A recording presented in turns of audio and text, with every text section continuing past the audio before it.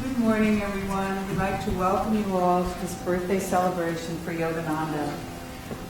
I'm going to try to keep a few facts straight here, so bear with me. But Mukunda Lal Ghosh was the boyhood name for Yogananda.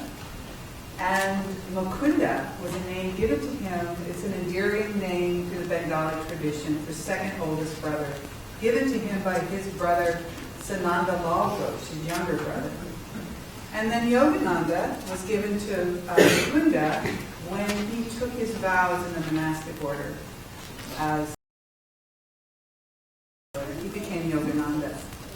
And Yogananda means bliss with union to divine. In other words, Ananda Yoga. So this morning, which is the tradition here in Seattle, we will do a little skit for you, a couple little skits actually.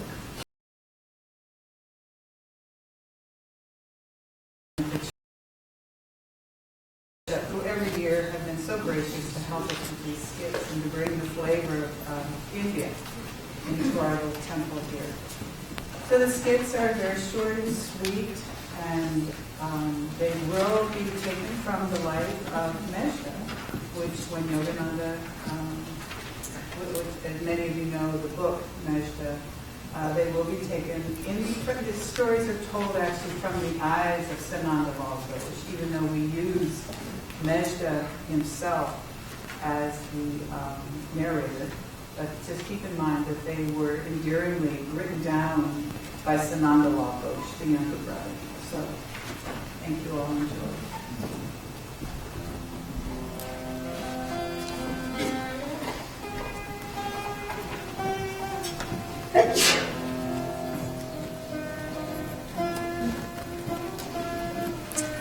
Mukunda, would you like to come up and help me tell these stories?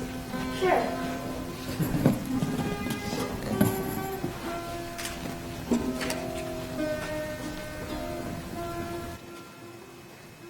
Thank you. You're welcome. Is that good? Okay. Our mother was the Queen of Hearts. Mukunda, you never forgot her simple, beautiful qualities. Through her love and affection, she never failed to inspire you to be good and to live honestly. She gave you your first schooling and taught you manners and virtues from stories from the ancient scriptural epics, the Ramayana and the Mahabharata. Look, this is Hanuman who's praying to Lord Rama. Yes, she brought timeless spiritual principles from the scriptures into our daily life, and with them, affection and discipline went hand in hand. And your mother was an artist. Once she made an image of the goddess Kali for me. The great goddess Kali is a destroyer of evil.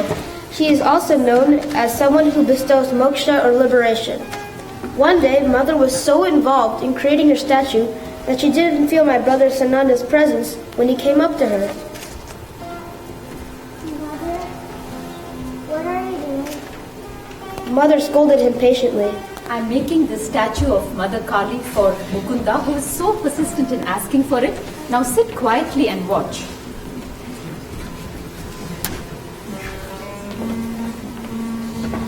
The image of Kali was beautiful. It was 1.5 feet high. It looked like it was made by a professional statue maker. It was perfect. Wow, it's beautiful.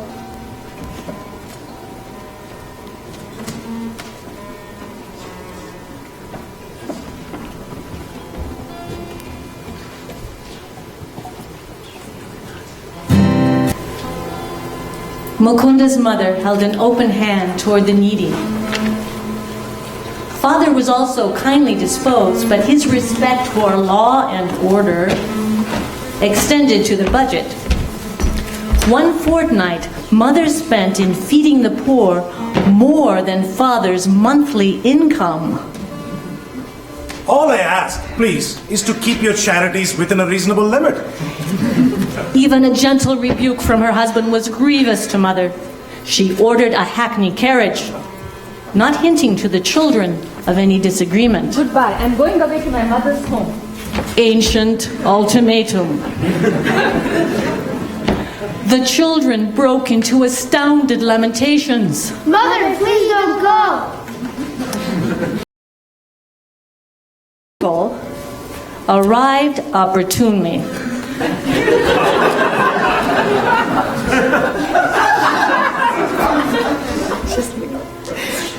He whispered to their father some sage counsel, garnered no doubt from the ages.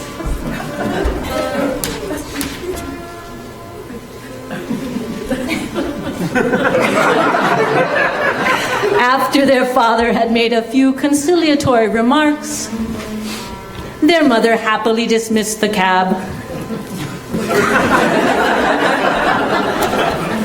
Thus ended the only trouble ever noticed between Mukunda's parents. But Mukunda recalls a characteristic discussion. Oh, please, ma'am, I need money, please. Can you spare 10 rupees? I need it urgently for my family. Please, may I have 10 rupees for a poor woman who has just arrived at the house? The mother's smile had its own persuasion. Why 10 rupees? One is enough. Mukunda's father added a justification. He said, When my father and grandparents died suddenly, I had the first taste of poverty. My only breakfast before walking miles to school was a small banana. Later at the university, when I was in such need, I reached out to a judge for aid of 1 rupee a month. The judge declined, remarking that even a rupee is important. How bitterly you recall the denial of a rupee. the mother's heart had an instant logic.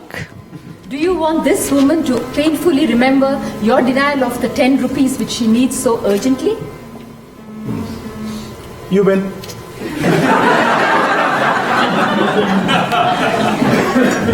With the immemorial gesture of vanquished husbands, Here is your 10 rupee note. Please give it to her with all my goodwill.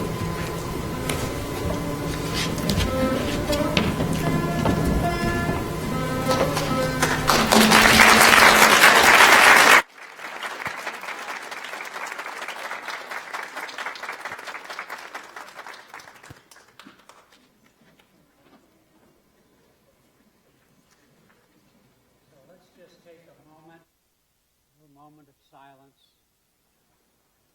These skits have taken us back to the days of Yogananda's boyhood.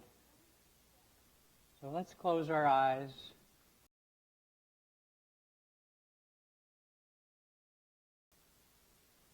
Feel the grace, the power, the joy, the sweetness and innocence of this divine incarnation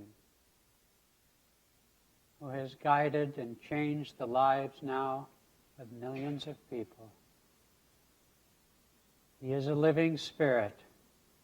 He is here right now. As he said, to those who think me near, I shall be near.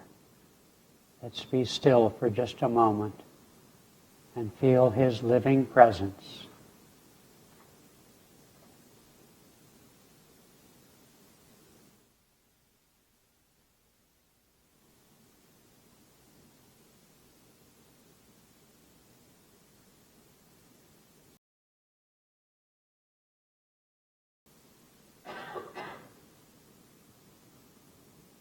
Om Shanti. Amen.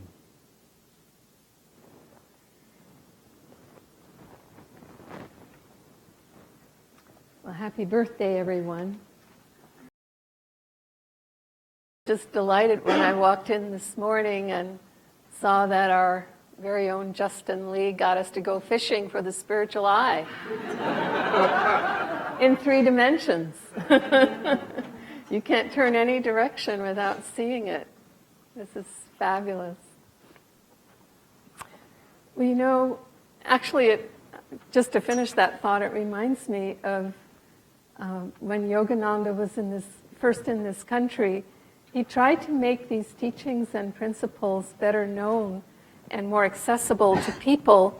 And so he actually created this little headband that had a little thing coming out from it, and then the spiritual eye hanging from it, so that it was right about the point where you had to look at it with closed eyes.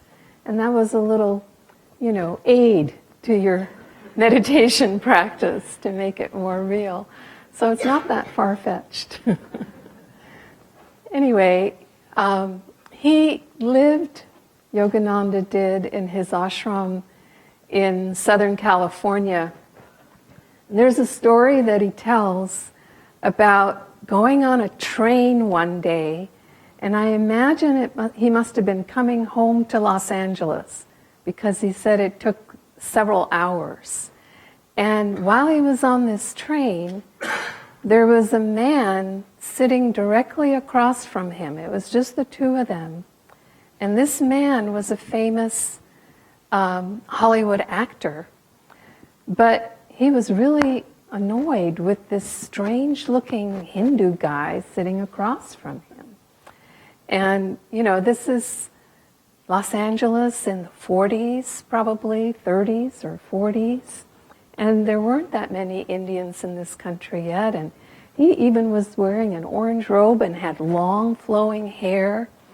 And this actor was just perturbed, that this man was sitting there and just sort of squinting at him now and then. And Yogananda just kept looking calmly at him, sort of unperturbed.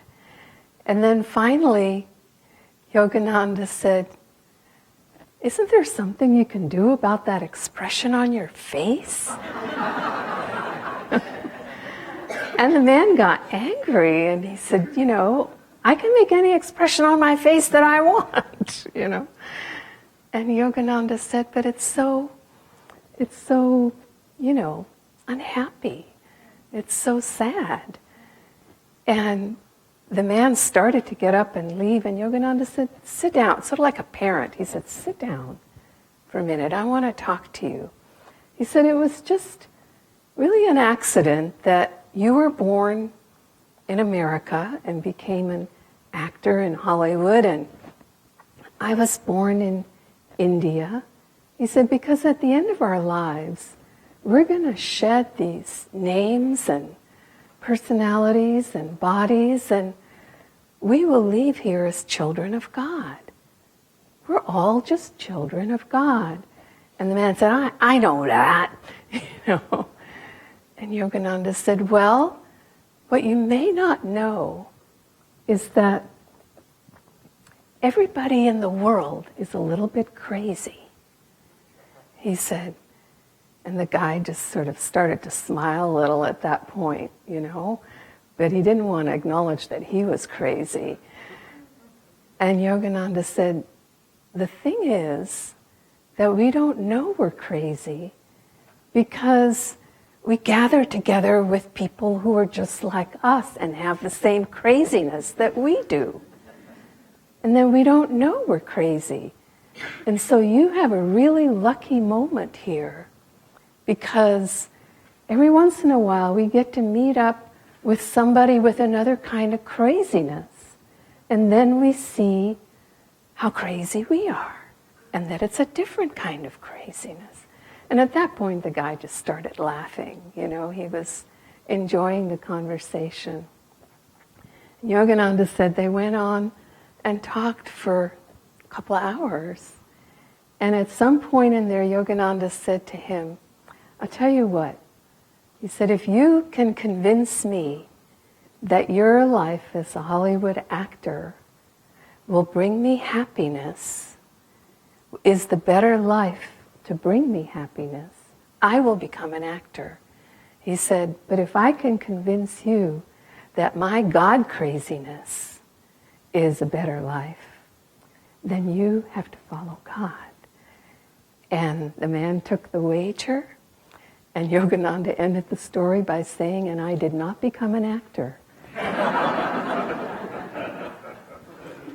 But I thought it was a very poignant and important story for us this year, because it's just such a delightful way to look at life and look at people. We're all a little bit crazy. And we want to practice non-judgment. This man had been practicing judgment before he met Yogananda there. Practice tolerance for not just the fact that people look different or dress different or have a different gender or what race, whatever it might be, but even when they have different ideas. Because we, each and every one of us, have our own kind of craziness. And in the end, we're children of God.